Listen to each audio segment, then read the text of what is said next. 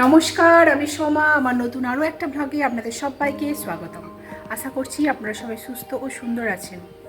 আজকে মঙ্গলবার আর এখন বেজে গেছে সকাল সকাল আর নেই, এখন বাজে দুপুর 12টা। তো যাচ্ছি হচ্ছে একটুখানি মন্দিরে পুজো দিতে যাব, তো তাই জন্য শাড়ি টাড়ি পরে রেডি হয়ে নিয়েছি। তো চলুন কোন মন্দিরে পুজো দিতে যাই আপনাদেরকেও সঙ্গে করে নিয়ে যাই, চলুন আমার সঙ্গে, দেখা হচ্ছে। তো সকালবেলা ঘুম থেকে উঠে যথারীতি ফ্রেশ হয়ে বাড়ির কাজ টাজ করে রান্না বান্না কমপ্লিট করে নিয়েছি। তো এখন বেরোচ্ছি। তো আজকে রান্না হয়েছে, আজকে নিরামিষ রান্না করেছি। আজকে বাড়িতে একদমই আমিষ করবো না, যেহেতু মন্দিরে পুজো দেওয়ার ব্যাপার রয়েছে। তো রান্না করেছি আলু সেদ্ধ, ডাল আর হচ্ছে পোস্ত ভাজা। এই আজকে সিম্পল লাঞ্চ মেনু।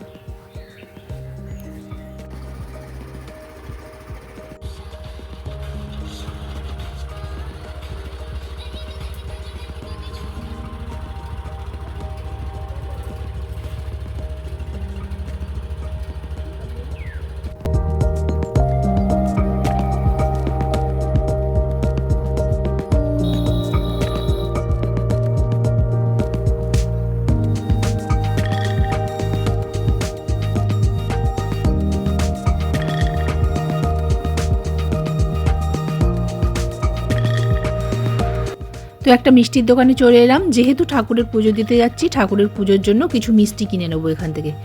এখানে নানা রকম সুন্দর সুন্দর মিষ্টি পাওয়া যায়।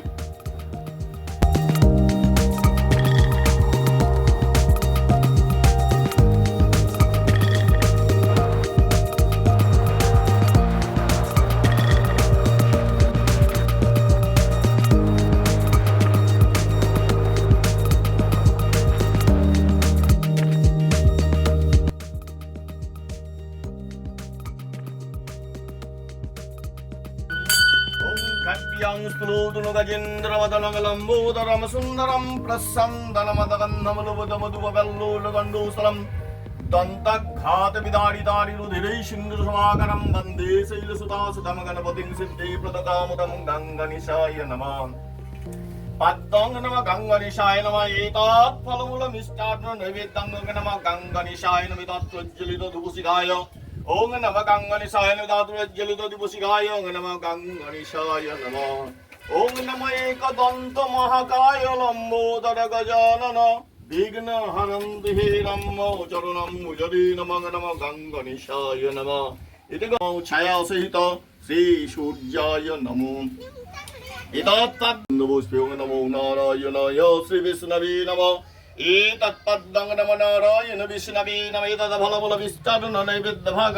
তো হ্যাঁ, বজরঙ্গবলীর মন্দিরেই পুজো দিতে এলাম। এই প্রথমবার আমি হনুমান মন্দিরে পুজো দিতে এসেছি, খুব ভালো লাগছে। তো বজরঙ্গবলী মন্দিরে পুজো দেওয়া কমপ্লিট হয়ে গেছে, চলে এসেছি এখানে ফার্নিচারের দোকানে। একটা ফার্নিচার পছন্দ করতে এসেছি। তো যাবার পথেই ফার্নিচারের দোকানটা পড়ে, আর অমরবাবু বলল এখান থেকে আমাকে একটা ফার্নিচার পছন্দ করতে। তো সেই জন্যই করছি দুজনে মিলে। এখানে তো সব রকমই পাওয়া যায়, ডাইনিং টেবিল, খাট, আলমারি, ড্রেসিং টেবিল, সব কিছুই পাওয়া যায়, সুরাক। তো আমি এখন ডাইনিং টেবিলগুলো একটুখানি দেখছিলাম। আজকে কেনার কোনো পরিকল্পনা নেই ঠিকই, তবে পছন্দ করছিলাম। যদি পছন্দ হয় অমরবাবু হয়তো পরে কিনবে। তো সেই জন্য মেয়েকে নিয়ে আসিনি, মেয়ের পছন্দটাই সব থেকে বড়। তো মেয়ের যদি পছন্দ হয় তখন কেনা যাবে। তো এখানে প্লাইউডের ড্রেসিং টেবিলগুলো খুব সুন্দর দেখতে লাগছিল, আর ওই খাটগুলোও দারুণ লাগছিল। কাঠের খাটগুলো তো লাগছিল, আর তার সঙ্গে এই ফ্যান্সি খাটগুলোও কিন্তু দারুণ লাগছিল, তাই না? তো যাই হোক, পছন্দ করা হয়ে গেছে, এখন বাড়ি যাব। তো সেই জন্য নিচে নেমে চলে এলাম।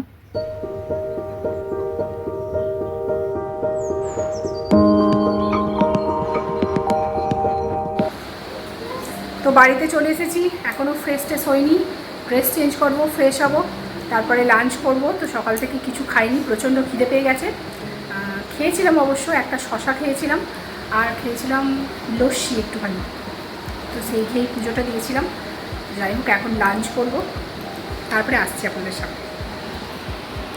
আজ ইভিনিংয়ে মুভি দেখছিলাম সাইয়ারা, আমি আর অমরবাবু দেখছিলাম। তো যাই হোক, রাতের ডিনার হচ্ছে সর্ষের তেলের পরোটা আর বজরঙ্গবলীর প্রসাদ লাড্ডু, আর তার সঙ্গে হচ্ছে সুজির হালুয়া। মেয়ে বলছিল সুজির হালুয়া খাবে, তো সেই জন্যই করে দেয়া মেয়েকে। অমরবাবু তো খাবে না, ও আজকে মানে ডিনারই করবে না। তো আমি আর মেয়ে দুজনে মিলেই খাবো। তো সেই জন্য অমরবাবু তাড়াতাড়ি ইভিনিংয়ে যা খেয়েছিল খেয়ে শুয়ে পড়েছে। Good morning friends. তো কালকে আর ব্লগটা কন্টিনিউ করা হয়নি। আজকে সকালবেলা চলে এসেছি রান্নাঘরে, বানাচ্ছি রুটি। ব্রেকফাস্টে আজকে রুটি হবে।